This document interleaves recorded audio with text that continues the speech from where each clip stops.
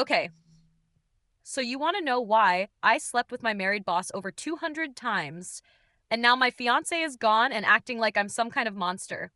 I'm Abigail. I'm 28, and honestly, I don't even know where to start with this whole mess because everyone is acting like I'm the worst person alive, when really this whole thing is way more complicated than people want to admit. Like, yeah, I get that what I did wasn't great, but Reed is 30 years old and he's acting like such a baby about the whole thing when we both know our relationship wasn't exactly perfect to begin with. I mean, come on. We've been together for 4 years and engaged for 3 months, and suddenly he wants to act all shocked and betrayed like he never saw this coming. Please. Working under Dion. The thing is, Reed was always the type to do everything for me. And I thought that was sweet at first, but after a while, it just got so annoying because he was always trying so hard to make me happy. And it felt fake. You know, like when someone is that eager to please all the time, it makes you wonder what they're really after or what they're trying to hide. And don't even get me started on how he would remember every stupid little anniversary and plan these elaborate dates that I never even asked for. It was like he was performing being the perfect boyfriend instead of just being himself. I started working under Dion about 6 months into our relationship, and right away I could tell he was different from Reed in every possible way. Dion had this confidence that Reed never had, this way of taking charge and making decisions without needing everyone's approval first. He was probably in his mid 40s, married, and honestly, he carried himself like a man who knew what he wanted and wasn't afraid to go after it. When Dion would compliment my work or touch my shoulder during meetings, it felt real and earned. Not like Reed's constant reassurance, that felt more like he was trying to convince himself I was worth keeping around. I know that sounds harsh, but you have to understand that Reed was so predictable and safe that being around him started feeling like being trapped in a routine that was slowly suffocating me. Every morning, he'd ask how I slept. Every evening, he'd want to know about my day. Every weekend, he'd have some plan to spend quality time together. And it was all so suffocating because there was never any mystery or excitement or spontaneity. With Dion, there was this electricity in the air every time we worked together. This sense that anything could happen. And after being with Reed for so long, that feeling was like a drug I couldn't get enough of. Reed would come home from his job and want to talk about our future and make plans for the wedding. And all I could think about was how boring our life was going to be if nothing ever changed. I started creating distance between us without really meaning to, giving short answers when he asked about work, staying late more often, finding excuses to avoid his attempts at romance, because honestly, his efforts just reminded me of how much more alive I felt around Dion. When Reed proposed 3 months ago, I felt this panic in my chest because saying yes felt like agreeing to settle for a life that would never excite me again. But saying no would have meant explaining why. And I wasn't ready for that conversation yet. So I said yes and tried to convince myself that maybe marriage would change things. Maybe having that commitment would make me appreciate Reed more. But deep down, I knew I was just buying time to figure out what I really wanted. The worst part was how happy Reed was after I said yes, how he started talking about our future like it was this amazing adventure we were going on together, when all I could think about was how trapped I felt. Working late with Dion, he started planning the wedding immediately, asking my opinions on venues and flowers and all these details that felt so overwhelming because I couldn't picture myself actually going through with it. Every time he would show me something he'd found online or talk about our honeymoon plans, I felt this weight in my chest because I knew I was lying to him just by participating in the conversation. And the whole time, Dion was right there at work, making me feel things Reed never could, reminding me every day that there was a whole world of passion and excitement that I was allowed to give up forever if I went through with marrying Reed. I kept telling myself that maybe the feelings for Dion would fade, that maybe once Reed and I were married, things would settle into a better rhythm. But every interaction with Dion made it clearer that what I was feeling wasn't going away anytime soon. The thing about working late with Dion started so innocently that I almost convinced myself it wasn't really anything at first, just him needing extra help on projects and me being dedicated to doing good work. But honestly, even from the beginning, there was this tension between us that made those late nights feel dangerous in the best possible way. Reed would text the night Dion kissed me, asking when I'd be home, and I'd feel this thrill lying to him about deadlines and urgent assignments, because what Dion and I were building felt too precious and exciting to share with anyone else. Those first few weeks of staying late, Dion would order dinner for us, and we'd eat in his office talking about work, but also about life and dreams, and all these deep conversations that Reed and I never seem to have anymore. I found myself comparing everything: how Dion listened without trying to fix my problems, how he challenged my ideas instead of just agreeing with everything I said, how he treated me like an equal instead of someone who needed to be taken care of all the time. When Reed would ask about my day, I'd give him the basic facts but leave out all the meaningful parts, because somehow sharing those moments with him felt like a betrayal of what Dion and I had. I know that sounds backwards, but you have to understand that what was happening with Dion felt real and authentic in a way that my relationship with Reed hadn't felt in months. Reed was so focused on being the perfect fiance that he stopped being himself. And I was so focused on playing the part of the grateful girlfriend that I forgot who I was too. With Dion, I could be sharp and ambitious and challenging without him getting his feelings hurt or trying to smooth over every disagreement with some romantic gesture. The night Dion kissed me in his office, I'd been hoping it would happen for weeks. And when it finally did, it felt like the most natural thing in the world instead of some huge dramatic moment. It felt like the most natural thing. He just looked at me while we were going over spreadsheets and said I was brilliant. And then suddenly his hand was on my face and we were kissing. And it was like every conversation we'd had was leading up to exactly that moment. I didn't feel guilty or conflicted or any of the things you're supposed to feel when you cheat. I felt relieved that finally someone was seeing me for who I really was instead of who they wanted me to be. When I got home that night, Reed was asleep on the couch, waiting for me with some romantic comedy paused on the screen and flowers on the coffee table from our engagement celebration. And looking at him made me feel so frustrated because he was trying so hard to be everything I wanted when what I wanted was already happening somewhere else.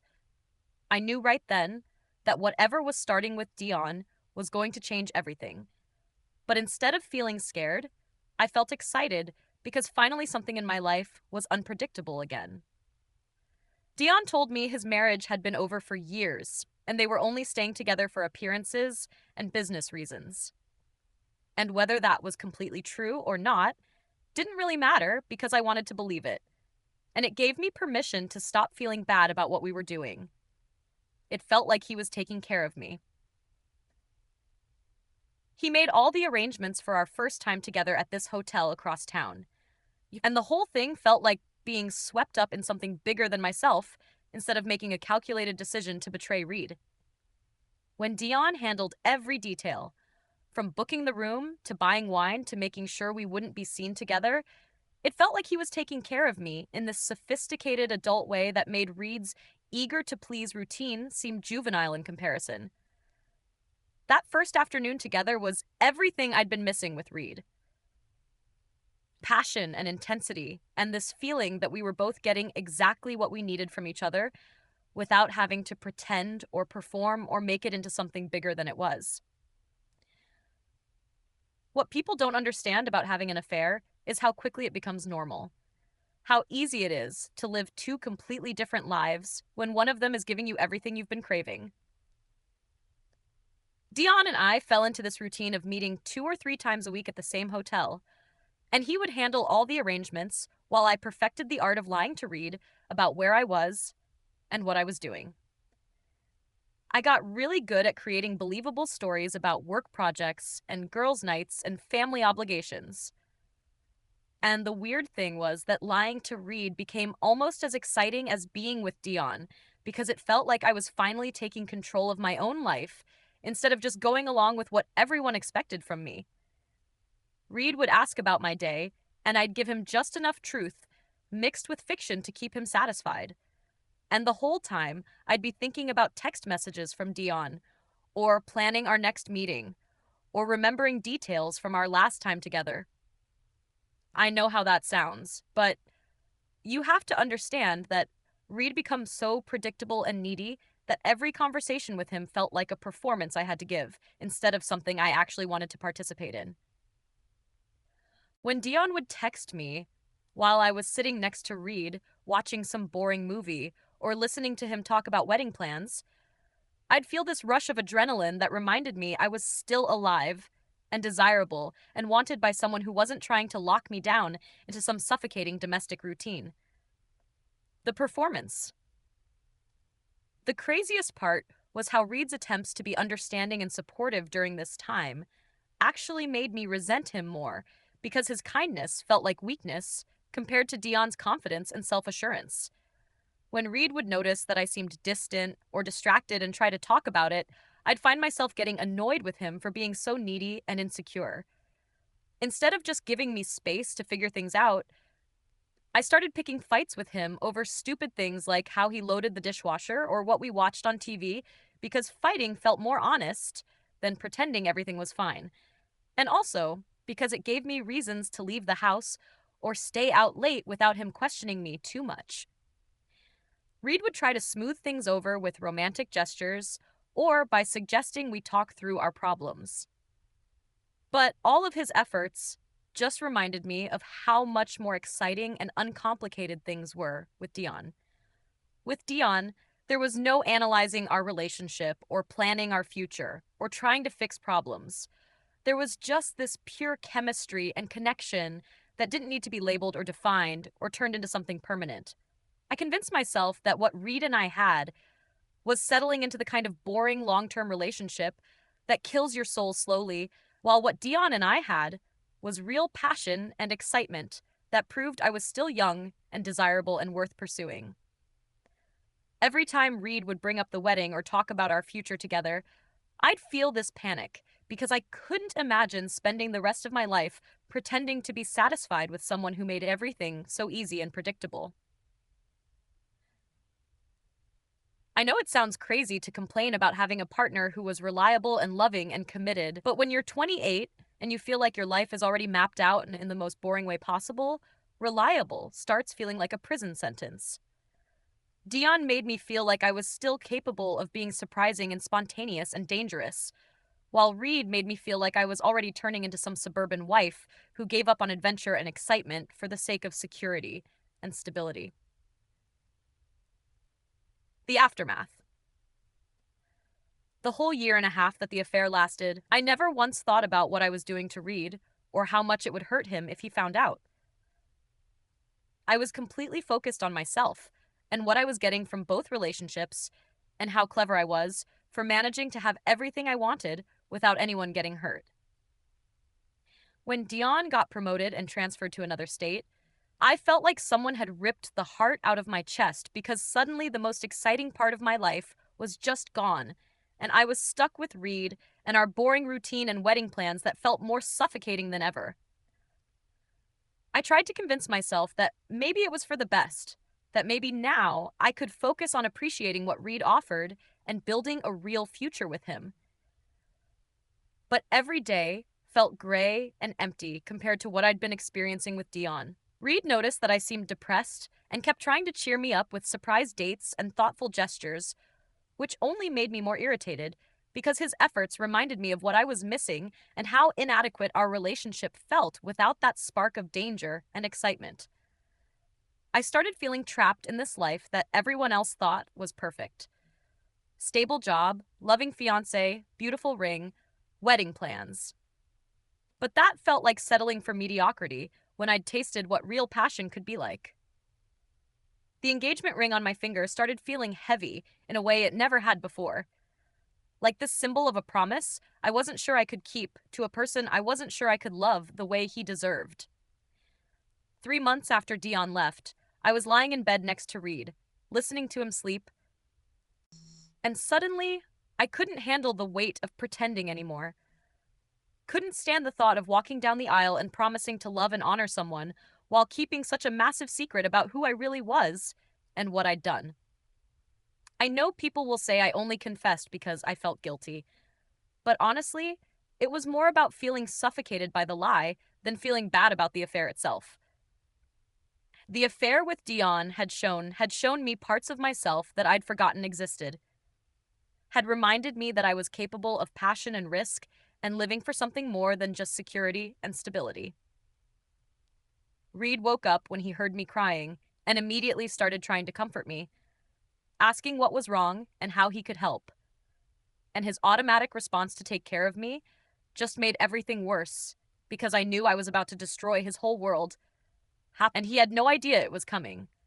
I told him I had something to tell him about my time working with Dion, and I watched his face change as he realized this wasn't going to be some small confession about a work mistake or a minor problem he could help me solve.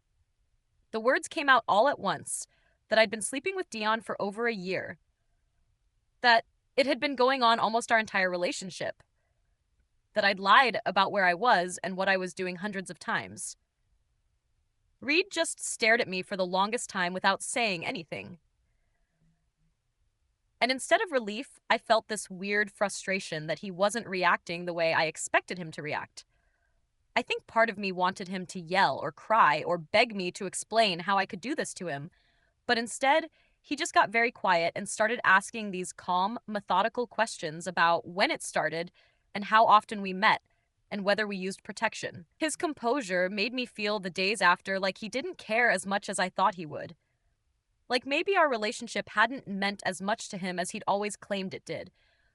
I found myself giving him details that I probably should have kept to myself, telling him about the hotel and how often we met, and even some intimate details about what Dion and I did together. And the whole time, Reed just listened and asked follow-up questions like he was gathering evidence for some kind of case, instead of processing the destruction of his entire future. The days after my confession were the weirdest of my entire life, because Reed didn't react the way anyone would expect someone to react after finding out their fiancé had been cheating for over a year. He went to work every day like nothing had happened, came home at his normal time, made dinner, watched TV, went to bed like he was running on autopilot while his brain processed what I'd told him. I kept waiting for him to have some kind of breakdown or explosion or demand that we talk through everything. But instead, he just seemed to retreat into himself in this way that made me feel more guilty than if he'd screamed at me for hours. I tried to start conversations about how we could work through this together and what it would mean for our relationship going forward. But Reed would just nod and say he needed more time to think, which frustrated me because I'd finally been honest about everything, and now he was shutting me out. Part of me started wondering if his calm reaction meant he'd been having doubts about our relationship too. If maybe he was actually relieved to have a reason to end things without having to be the bad guy. I found myself checking his phone when he was in the shower to see if he was talking to anyone about what had happened, monitoring his social media to see if his behavior online matched his behavior at home. Basically trying to figure out what he was really thinking and feeling since he wasn't sharing any of it with me. His silence felt like punishment in a way that yelling would have felt like engagement. And I started getting angry that he was making me feel like the villain in our story. When relationships are complicated, and people make mistakes, and adults should be able to work through problems together. I began remembering all the ways Reed had fallen short as a partner over the years. How he never surprised me anymore. How he always needed reassurance about every decision. How he was content with routine when I needed excitement and growth. In my head, I started building this case for why the affair had been inevitable, given how our relationship had stagnated. How Reed's complacency had created the conditions for me to look elsewhere for connection and passion. When he did speak to me, it was about practical things like our lease and our shared credit card, and who would take care of various bills and obligations, which felt so cold and businesslike. that I started wondering if he'd ever really loved me or if he'd just been going through the motions of being in a relationship. I tried to explain to him that what happened with Dion didn't mean I didn't love him or want to build a future together. But every time I brought up working through this as a couple, he'd just say he needed more time to process everything. His refusal to fight for us, or demand explanations, or even get properly angry started feeling like proof that maybe our relationship hadn't been as solid as I'd thought. Maybe he'd been looking for an excuse to end things, and I just handed him the perfect one. The whole situation felt surreal because I'd expected drama and emotion, and instead, I got this eerie calm that made me feel like I was living with a stranger who happened to look like my fiance. Reed started organizing our belongings and separating our finances with this methodical efficiency that seemed more focused on logistics than emotions. And watching him handle the end of our 4 year relationship, like a business transaction, made me feel disposable in a way that hurt worse than if he'd called me names or told me how much I'd hurt him. 6 months later, I'm sitting here trying to figure out how everything went so wrong so fast.